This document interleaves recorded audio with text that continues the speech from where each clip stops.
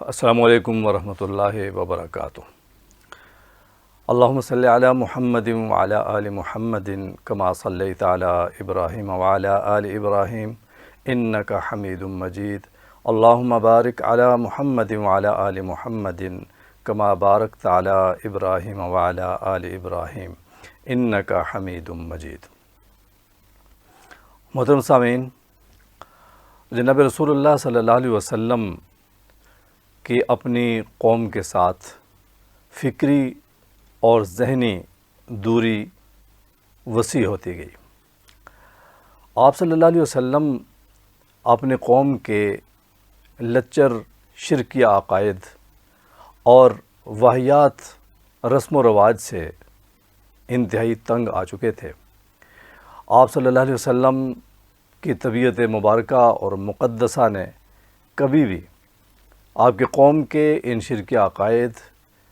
ان واہیات رسم و رواج کے ساتھ ہم آہنگی نہیں کی۔ آپ کی اس ذہنی اور فکری اختلاف کی وجہ سے آپ کی دوری بڑھتی گئی اپنے قوم کے ساتھ، اور آپ اکثر خاموش رہا کرتے تھے، اور اس خاموشی میں آپ سوچتے رہتے تھے، غور و فکر میں آپ مصروف تھے۔ آپ کو تنہائی پسند ہونے لگی، اور آپ نے کچھ عرصہ سے غار حرا میں جانا شروع کر دیا، جو حرم سے، جو آپ کے گھر سے اور بیت اللہ سے کوئی 2-2.5 میل کے فاصلے پہ ہے۔ آپ کے ساتھ حضرت خدیجہ رضی اللہ تعالی عنہا بھی جاتی۔ آپ ستو اور پانی لے کے جاتے اور طویل قیام فرماتے تھے غار حرا میں۔ یہ قیام اور غار حرا کی تنہائی کا یہ عمل آپ صلی اللہ علیہ وسلم کی عمر مبارک کے 37ویں سال کے بعد شروع ہو جاتا ہے۔ آپ خاص طور پر رمضان المبارک میں تقریباً پورا مہینہ رمضان المبارک کا آپ غار حرا میں گزارتے ہیں۔ آپ وہاں سے قرب و جوار سے گزرنے والے لوگ اور قافلوں اور افراد کو دن کے وقت ان کو کھانے پینے کے لیے کچھ نہ کچھ دیتے، صدقات خیرات بھی کرتے، اور غار حرا میں تنہائیاں ہوتی ہیں آپ کی۔ حضرت خدیجہ رضی اللہ تعالی عنہا قریب ہی کسی جگہ آپ بھی قیام فرما ہوتی۔ آپ صلی اللہ علیہ وسلم کی 40 سال عمر مبارک ہونے سے پہلے، یہ 3 سال پہلے سے آپ کی طبیعت اس قدر تنہائی مائل ہو چکی تھی، اور آپ پھر بہت وقت آپ غار حرا میں گزارتے، حتیٰ کہ آپ کی عمر مبارک 40 سال ہو گئی۔ 40 سال اور 6 ماہ اور کچھ دن آپ کی عمر مبارک ہوتی ہے۔ رمضان المبارک کی 21ویں تاریخ ہوتی ہے۔ آپ صلی اللہ علیہ وسلم بیان فرماتے ہیں کہ میں غار حرا میں ہوں۔ ایک مرتبہ غار حرا میں ایک دن ہوتا ہوں کہ مجھے ایک آنے والا آتا ہے اور آ کے مجھے یہ کہتا ہے کہ اقرأ، پڑھو۔ میں کہتا ہوں ما انا بقاری، میں پڑھا ہوا نہیں ہوں۔ تو وہ مجھے اپنے سینے کے ساتھ لگا کے خوب دبوچتے ہیں، اور خوب دبوچ کر مجھے دبا کر پھر چھوڑتے ہیں، اور پھر کہتے ہیں اقرأ۔ میں پھر یہی کہتا ہوں کہ میں پڑھا ہوا نہیں، ما انا بقارئ، میں پڑھا ہوا نہیں۔ وہ پھر دوسری مرتبہ مجھے اپنے سینے کے ساتھ لگا کے خوب دبوچتے ہیں، اور پھر چھوڑ کے کہتے ہیں کہ اقرأ۔ میں پھر یہی کہتا ہوں ما انا بقارئ، میں پڑھا ہوا نہیں۔ تو پھر وہ تیسری مرتبہ مجھے اپنے سینے کے ساتھ لگاتے ہیں اور خوب دباتے ہیں، اور خوب دبا کر مجھے چھوڑتے ہیں، اور چھوڑ کر فرماتے ہیں اقرأ بسم ربک الذی خلق، خلق الانسان من علق، اقرأ وربک الاکرم الذی علم بالقلم، علم الانسان ما لم یعلم۔ یہ الفاظ وہ مجھے پڑھاتے ہیں، مجھے کہلواتے ہیں، اور اس کے بعد واپس چلے جاتے ہیں، غائب ہو جاتے ہیں۔ جناب رسول اللہ صلی اللہ علیہ وسلم کی کیفیت یہ ہو جاتی ہے کہ آپ فرماتے ہیں اس کے بعد میں خدیجہ کے پاس آیا، اور میں خدیجہ کو یہ کہتا ہوں، گھر والوں کو میں نے یہ کہا زملونی زملونی، میرے اوپر کمبل اڑاؤ، مجھے چادر دو، اور شدید کپکپی طاری ہے، ایک خوف اور ایک ہیبت کی کیفیت طاری ہے جناب رسول اللہ صلی اللہ علیہ وسلم پر۔ حضرت خدیجہ رضی اللہ عنہ آپ کو چادر دیتی ہیں، آپ تھوڑی دیر لیٹ کر آرام فرما کر تھوڑی سی اس کیفیت میں آپ کو تھوڑی سی کمی ہوتی ہے اور آپ کی طبیعت سنبھلتی ہے، تو پھر حضرت خدیجہ رضی اللہ عنہ کو یہ سارا ماجرا بتاتے ہیں اور فرماتے ہیں کہ یہ کیا ہو گیا میرے ساتھ، مجھے تو اپنی جان کا خدشہ محسوس ہو رہا ہے اور مجھے تو ڈر ہے اپنی جان کا۔ اس ڈر اور خوف کی کیفیت کو سن کر خدیجہ رضی اللہ تعالی عنہا جو ڈھارس بنداتی ہیں اور جو حوصلہ کے الفاظ کہتی ہیں وہ کمال کے الفاظ ہیں، وہ کمال کی تسلی ہے۔ آپ فرماتی ہیں کلا واللہ ما یخزیک اللہ ابدا، اللہ کی قسم ہرگز نہیں، اللہ آپ کو کبھی رسوا نہیں فرمائے گا۔ انک لتصل الرحم وتکسب المعدوم، آپ صلہ رحمی کرتے ہیں، آپ کنبہ پرور ہیں، آپ تو ناداروں کے لیے کماتے ہیں، اور آپ وتقری الضیف، اور آپ تو مہمانوں کا اکرام کرتے ہیں اور ایسی مہمان نوازی کرتے ہیں کہ جس کی مثال کوئی نہیں۔ وتحمل الکل، آپ ناداروں کا بوجھ اٹھاتے ہیں، اور وتعین علی نوائب الحق، اور آپ مشکل وقت میں آپ حق کا ساتھ دیتے ہیں، اور آپ کی یہ خوبیاں ہیں، اس لیے اللہ آپ کو رسوا نہیں فرمائے گا۔ اور پھر آپ فرماتی ہیں کہ ہم نوفل کے پاس ورقہ بن نوفل کے پاس چلتے ہیں، جو خدیجہ رضی اللہ عنہا کے چچا زاد بھائی ہوتے ہیں، اور انہوں نے عیسائیت قبول کر لی ہوتی ہے، اور وہ آسمانی کتابوں کے اور انجیل کے بڑے عالم تھے۔ آپ حضرت جناب رسول اللہ صلی اللہ علیہ وسلم کو لے کر خدیجہ چلی جاتی ہیں ورقہ بن نوفل کے پاس، اور جا کے فرماتی ہیں کہ میرے بھائی اپنے بھتیجے کو سنیں، انہوں نے کیا دیکھا، یہ کیا کہہ رہے ہیں۔ ورقہ بن نوفل پوچھتے ہیں جناب رسول اللہ صلی اللہ علیہ وسلم کو، آپ صلی اللہ علیہ وسلم نے پورا واقعہ بیان فرمایا، اور ورقہ بن نوفل متوجہ ہو کے فرماتے ہیں کہ یہ تو وہی ناموس ہے جو موسیٰ کے پاس آیا تھا، اور یہ وہی ناموس ہے جو عیسیٰ کے پاس آیا تھا۔ یہ تو آپ اس قوم کے نبی ہوں گے، اور آپ اس قوم میں کاش کہ میں اس وقت موجود ہوتا کہ جب آپ کو آپ کی قوم اس جگہ سے نکالنے کا قدم اٹھاتی، میں آپ کی بھرپور آپ کا تعاون کرتا، کاش کہ میری زندگی اس وقت تک ہوتی کہ میں آپ کا ساتھ دے سکتا، تو میں آپ کا بھرپور ساتھ دوں گا۔ جناب رسول اللہ صلی اللہ علیہ وسلم فرماتے ہیں کہ کیا میری قوم مجھے نکالے گی؟ تو ورقہ بن نوفل نے فرمایا کہ ہاں، ہر نبی کے ساتھ ایسا ہی ہوتا آیا ہے، اور ایسا ہی ہوتا ہے ہر نبی کے ساتھ، آپ کے ساتھ بھی ایسا ہوگا۔ واپس تشریف لائے، اور پھر حضرت خدیجہ رضی اللہ عنہا آپ کو تسلی دیتی ہیں، فرماتی ہیں کہ مجھے یقین ہے، مجھے امید ہے بڑی کہ اللہ آپ کو اس قوم کا، اپنی قوم کا نبی بنائے گا۔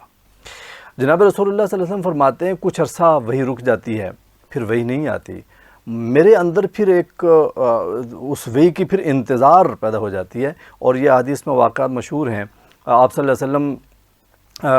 کو پھر دوبارہ پھر اب جبریل امین علیہ السلام کی انتظار ہوتی ہے، آپ وحی کی انتظار کرتے ہیں، کافی دن وحی نہیں آتی۔ آپ اس میں سیرت نگار مختلف باتیں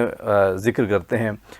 بعض 2-2.5 سال کا بھی وقت لکھتے ہیں، لیکن 2-2.5 سال کا وقت قرین قیاس نہیں لگتا کہ وہی رکی رہے، لیکن کچھ عرصہ، کچھ دن وہی رکی رہی، اور آپ صلی اللہ علیہ وسلم پر اس وحی کے رکنے کی وجہ سے آپ کے اندر جو بے چینی کی کیفیت تھی، وہ اس قدر کیفیت تھی کہ آپ صلی اللہ علیہ وسلم خود بیان فرماتے ہیں کہ میں نے کئی دفعہ سوچا کہ میں اپنے آپ کو جا کر کسی پہاڑ سے اپنے آپ کو گرا دوں، لڑکا دوں۔ میں جاتا تھا پہاڑ کی طرف یہ قدم اٹھانے کے لیے، لیکن پھر آگے مجھے فضا سے آواز آتی تھی، اے محمد، آپ اللہ کے رسول ہیں، برحق رسول ہیں، اور میں جبریل ہوں۔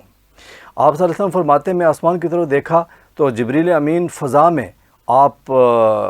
کھڑے ہیں، اور انسانی شکل میں آپ کھڑے ہیں اور مجھے دیکھ رہے ہیں، میں ان کو دیکھ رہا ہوں، بس میں پھر ان کو دیکھ کے اسی میں محو ہو جاتا ہوں۔ میں دائیں بائیں دیکھتا ہوں تو بھی مجھے ہر طرف فضا میں جبریل نظر آتے ہیں، میں سارا کچھ بھول جاتا ہوں، پھر میں واپس آ جاتا ہوں گھر، اور پھر کچھ عرصے کچھ دنوں بعد پھر وحی آتی ہے، اور جبریل امین جو وحی لے کے نازل ہوتے ہیں، اور سورہ مدثر کی ابتدائی آیات